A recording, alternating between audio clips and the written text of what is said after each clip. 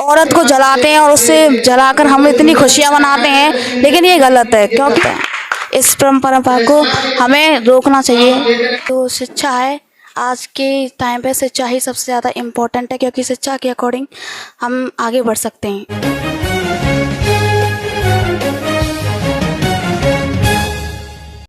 जैसा कि आप देख रहे हैं, बीजेपी सरकार ने शिक्षा के स्तर को लगातार गिरता हुआ देखते हुए बहुजन महापुरुषों की विचारधारा और बहुजन महापुरुषों की विचारधारा पर सामान्य ज्ञान प्रतियोगिता और शिक्षा को घर घर पहुंचाने के लिए बहुजन समाज के तमाम जिम्मेदार साथी अब घर घर पहुंचाने के लिए वो लगातार भरसक प्रयास में।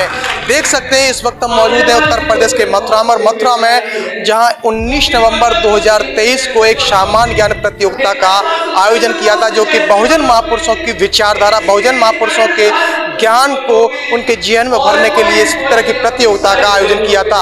और आज उस प्रतियोगिता के तहत में जो बच्चे अव्वल नंबर पर आए थे, उन अव्वल नंबर पर जो बच्चे आए थे उनको पुरस्कार यहाँ दिया जा रहा है। जिस किसी बच्चे शील्ड है, प्रशस्ति पत्र है, साइकिल है, इस तरह के तमाम लोग दिखा सकता हूँ एक बार। ये जो बाबा साहब अम्बेडकर का एक पार्क है, और यहाँ पर इन सारे बच्चों को जो है जिस तरह से यहाँ पर सामान्य ज्ञान प्रतियोगिता का आयोजन किया है, और जो बच्चे इस तरह के जो आयोजन में जो बच्चे उपस्थित है, एक बार हम इनसे जानकारी कर लेते हैं कि क्या कुछ उनके मन में है और इस तरह का जो सम्मान पाकर उनको किस तरह का महसूस होता है। क्या नाम है आपका? मेरा नाम रचना है। जिस तरह से ये जो कार्यक्रम चल रहा है, क्या कहेंगे आप? ये कार्यक्रम मतलब ये हमारे समाज के लिए, हमारे समाज के बच्चों के लिए, उनको ऊपर उठाएंगे, उनको हिम्मत देंगे और उनकी जो उनके मन में है या फिर जो वो आगे कुछ जो करना चाहते हैं उनको वो आगे सहयोग करेंगे। इस कार्यक्रम से बच्चों को बहुत ज़्यादा सपोर्ट मिलेगा।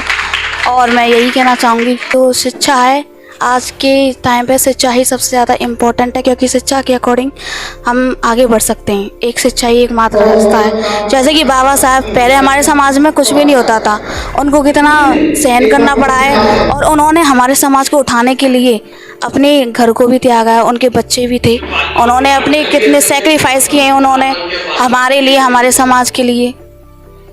आप किस क्लास में पढ़ती हैं? मैं 12th में हूँ। क्या सपना है आगे बनने का? मैं एक CGL में ऑफिसर बनना चाहती हूँ। चलिए बताइए, शिक्षा की ज्योति जलाने वाली कौन है आखिर? स्कूल खोलने वाली सावित्रीबाई फुले। सावित्रीबाई को कैसे जानती हैं आप? वो ये उन्होंने सबसे पहले हमारे समाज के लिए शिक्षा का, महिलाओं के लिए उन्होंने बहुत कुछ शिक्षा के अकॉर्डिंग उन्होंने बताया है, शिक्षा के बारे में। शिक्षा के बारे में, हाँ। चलिए और क्या कहेंगे? और बेटियों को यही कहूँगी कि आज तो लड़का लड़की दोनों बराबर हैं, और जितना आगे आज लड़कियां हैं उतना शायद लड़के भी नहीं हैं, क्योंकि लड़कियां हर फील्ड में हैं। चलिए एक और बात हम पूछ लेते हैं। जिस तरह से कुछ लोगों का जो कहना होता है कि बेटियां केवल घर के चौका चूल्हा बर्तन रोटी खाना पानी रसोई तक सीमित रहती हैं, कुछ लोगों का कहना होता है, क्या बेटियों को पढ़ना चाहिए, नहीं पढ़ना चाहिए? ये तो बिल्कुल गलत बात है कि बेटियों की सीमा सिर्फ रसोई तक है, क्योंकि बेटियां लड़कों से कम नहीं हैं। वो सब कर सकती हैं जो लड़के कर रहे हैं, सब कुछ कर सकती, आगे बढ़ सकती हैं। मेरे पापा हैं, उन्होंने कभी भी लड़कों को अलग नहीं समझा है। जिस स्कूल में हम पढ़ रहे हैं उस स्कूल में हमारे भाई पढ़ रहे हैं, हम सबको CBSE स्कूल में पढ़ रहे हैं, हम CBSE बोर्ड में पढ़ा रहे हैं। और सबसे ज़्यादा इम्पोर्टेंस मेरे पापा की नज़रों में भी एजुकेशन के लिए ही है, और वो खुद तो मतलब नहीं पढ़ पाए इतना, लेकिन वो चांस दे रहे हैं अपने बच्चों को, वो आगे पढ़ सकें। वो बाबा साहब को जानते हैं? हाँ, बहुत अच्छे तरीके से। कैसे? उनकी कहानियाँ सुनेंगे स्टार्टिंग से ही। हमारे पापा ने जितने भी हमारे पूर्वज हैं उन सबों ने ज़्यादातर भगवान से ऊपर हम तो उन्हीं को मानते हैं, बाबा साहब को। वही है हमारे लिए जो सब कुछ है। बाबा साहब को जानते हैं? जानते हैं बिल्कुल। बाबा साहब की मानते हैं? भीमाबाई, उनकी माँ का नाम भीमाबाई था, और उनकी वाइफ का नाम रमाबाई था, और उन्होंने बहुत सारे काम किए थे, और उन्होंने संविधान में भी पार्टिसिपेट किया, उन्होंने संविधान लिखा था। एजुकेशन मिनिस्टर थे, फर्स्ट एजुकेशन मिनिस्टर थे, भारत रत्न प्राप्त हुआ था उन्होंने। और होली पर यह है कि होली पर हम एक औरत को जलाते हैं और उससे जलाकर हम इतनी खुशियाँ मनाते हैं, लेकिन ये गलत है, क्योंकि एक औरत को जलाकर हम कैसे खुशियाँ मना सकते हैं, ये तो साफ गलत है।